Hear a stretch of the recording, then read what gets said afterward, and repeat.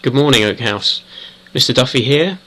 I'm sorry that I can't be there in person today for your assembly, but I have recorded this short video so that you don't miss out on the announcements that I'll be making in the House assemblies this week, as the questions that we're going to be looking at are up on the display at the moment, and essentially it's all about anywhere, anytime learning and the developments that are going to be happening at Woodlands over the next term or so.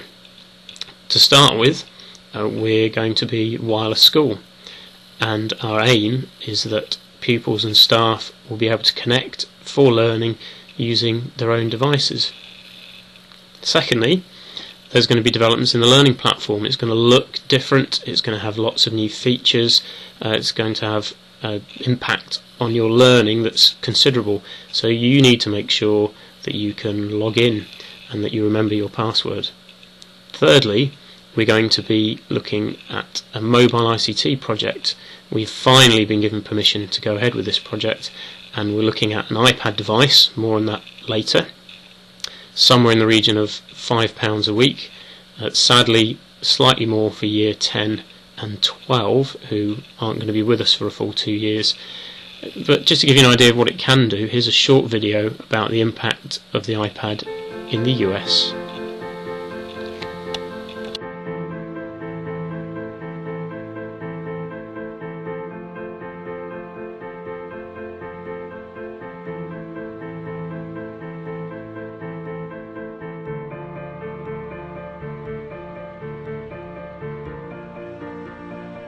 The iPad has all of the world's learning in it.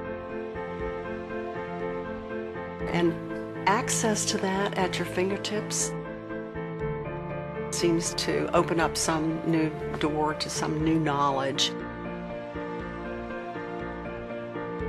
It transforms you.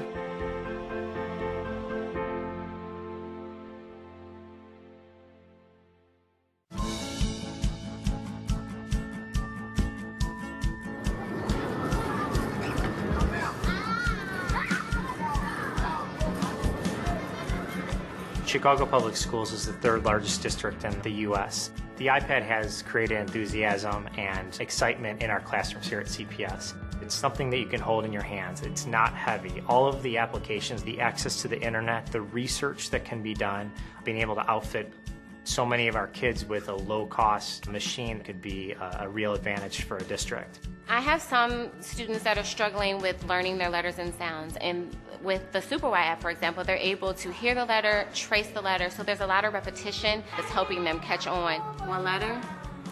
E. E.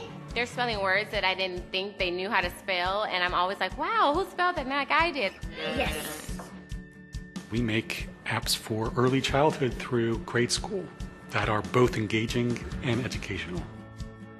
We felt SuperY was a natural fit for the iPad, and it's a great tool for learning how to read, learning how to write, to help kids get engaged in the learning anytime, anywhere, and the iPad makes that possible.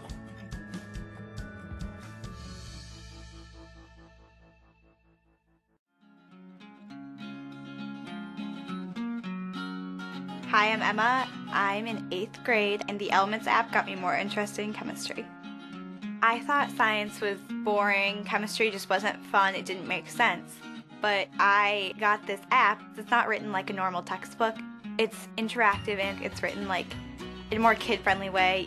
I am a visual learner, and when I can really see the element, it helps me because then I can really visualize how it's used in everyday life. Emma's able to go to the iPad and figure out her own learning style and her own needs and which app best meets those needs. The iPad has helped Emma learn. It's kept her engaged, and I think it's excited her. Using the Elements app for my iPad is not required, it's not homework, but it's just fun to do, and it's extra learning. And I got an A+ in science.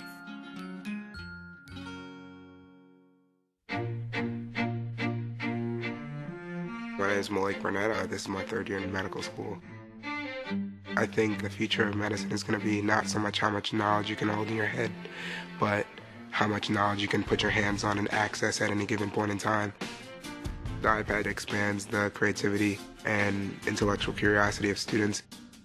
As a neuroscientist and as a medical educator, one of the challenges that I saw students facing constantly was just the breadth of the information that they had to master, and they had to master it so quickly.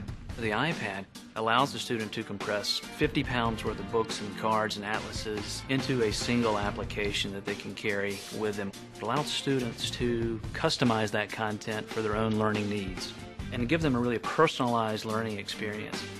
Instead of having to buy a new textbook every year, you can just download the most up-to-date content in real time. They write another chapter, you just download that chapter, replaces your old chapter. The iPad changes fundamentally the way I learn. It's kind of like my portable knowledge base. It makes life a whole lot simpler.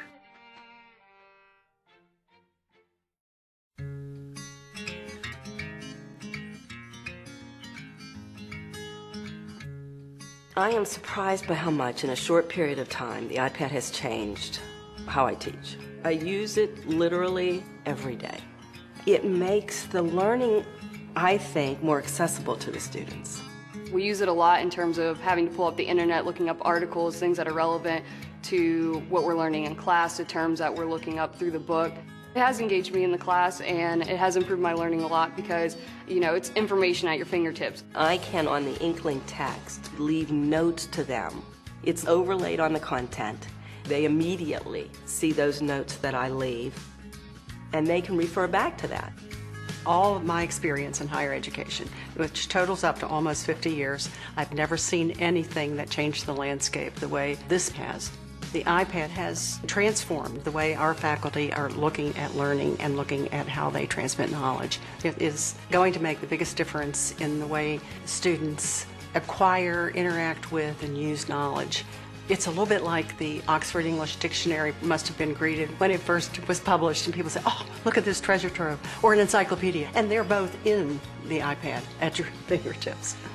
Now you have something that goes beyond anything that people could have imagined.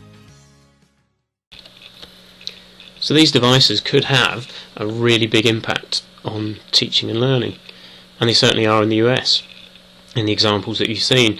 Some of you may be sitting there now and thinking, this is starting to look like an iPad advert, and I do want to make clear that as a school we're not tied to a particular make or a particular brand, and that although we're going with the iPad in this first instance, we don't know what the best choice of device is going to be in the next 6 months, in the next year. It's not the only device out there. So there will be, and there's likely to be, other devices involved. You've seen examples from America, but of course we don't live in America, we live in Blighty, and more specifically, good old Derby. And so we've got to think about how we can apply these devices to the learning in our situation. And it's not just for students. Imagine what staff could do with these devices. It's worth thinking about. Imagine what could happen if we all had them.